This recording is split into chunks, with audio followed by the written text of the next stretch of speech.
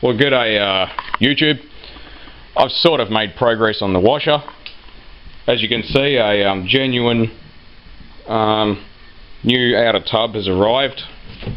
And it says on here,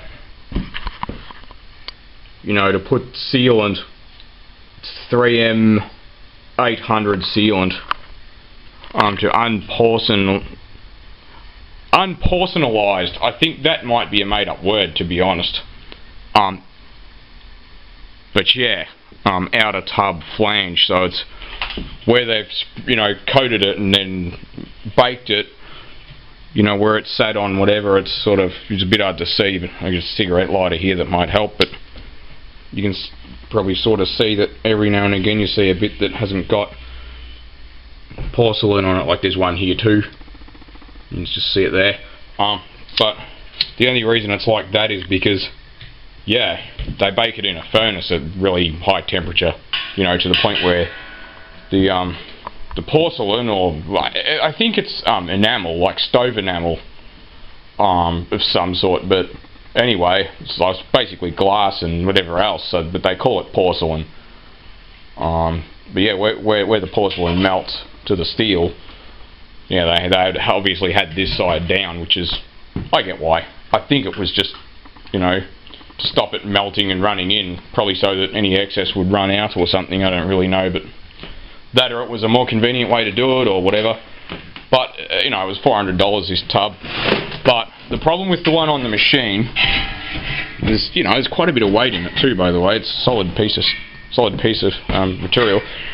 This outlet spigot on the tub that's in the machine is actually rusty. So you can see that this one's perfect. It's all nice and, you know, enameled on the inside and on the outside. So that's where your outer tub bearing bolts to. I'm just going to reuse the old one. It wasn't noisy or anything as far as I know. If it is, well, then I'll go get a new bearing, won't I? But anyway, it seems like it's like 2 steps forward, 3 steps back.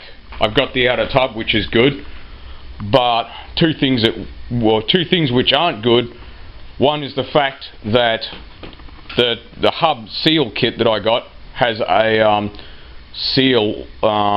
It's got carbon on one side, on the hub side, and on the opposing side it has this really awesome spring-loaded rubber seal which goes over.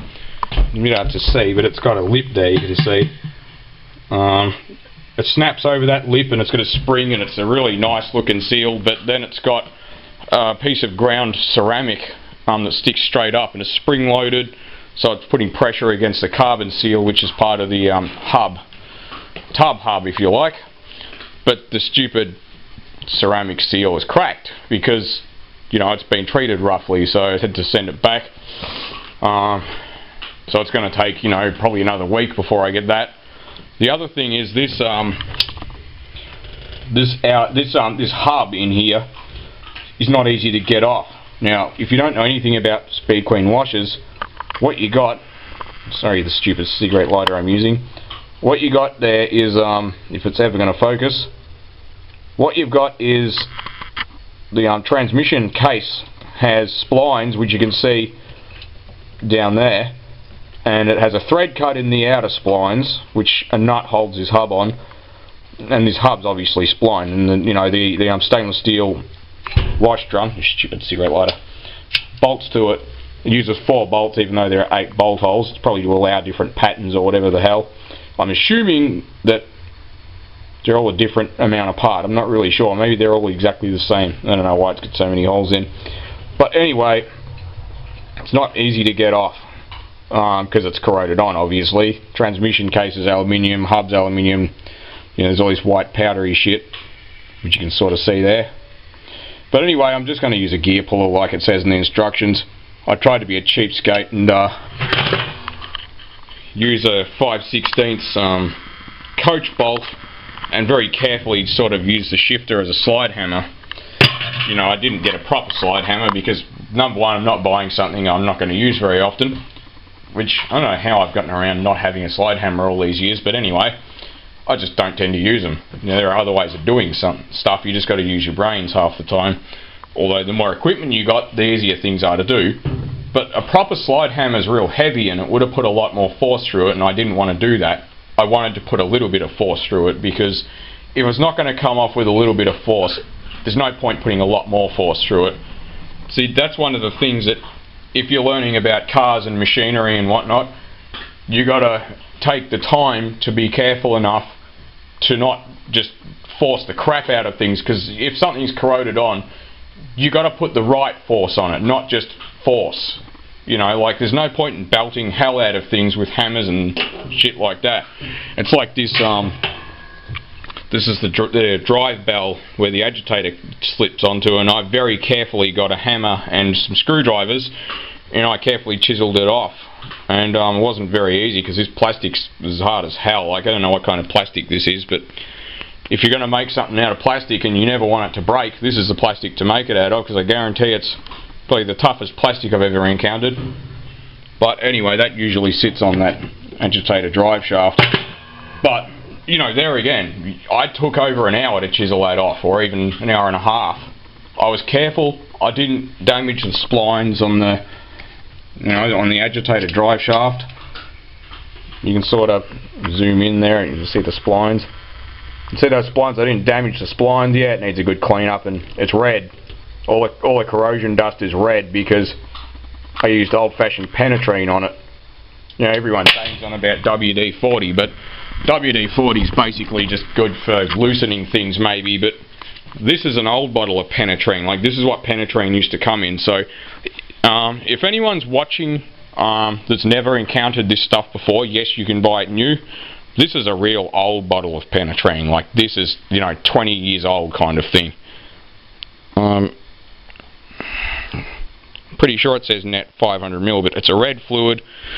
And this is like, you know, the first type of, you know, loosening fluid, or freeing fluid, I guess, that ever existed. So this is really good stuff. And to smell, it looks like transmission fluid, but it smells like it's been mixed with diesel or kerosene or something. But it's oil as well. It's not just kerosene. Like WD-40 pretty much is kerosene, and, you know, apparently fish oil, but I don't know.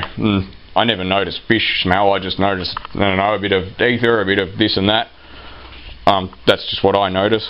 But this is good stuff. Like, this and a bit of heat will get nearly anything off. But, you know, I can't put heat through this. It's a washing machine. Like, so what I'm going to do is, I got a three jaw puller here, but it's, you know, it's heaps too small. So, you know, it'd get it, but the agitator shaft sticks up a fair way. So Speed Queen themselves, that make the kit for this machine, because it is a Speed Queen washer, they say to use a gear puller, so that's what I'm going to do. I'm going to go and get, you know, probably a 2-jaw puller or something, long jaw puller.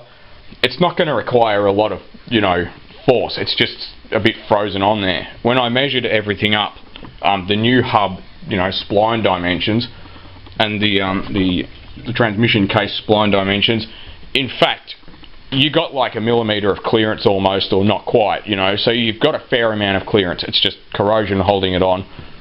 But yeah, my little message, which I've repeated a few times because I like people to just, you know, be aware, when you're trying to remove mechanical parts, you know, don't be too rough, because you got to put it back together, whether it's a car or a washing machine. If you've belted the hell out of it, you're either going to break something, you're going to bend or damage or chip a spline, and then things won't slide on anymore, or you're going to, you know, bend something, or, you know, whatever. And the transmissions in these things are $300. You know, that's if they, you know, they freight to Australia, but they're about the $300 mark. Okay, I haven't priced them through Speed Queen, and they might be cheaper than that. In fact, I'm sure you can get them for a couple of $100 through Speed Queen direct, you know, like, but the only way that's economical is if you put it on a boat for 3 months, as I explained with this part.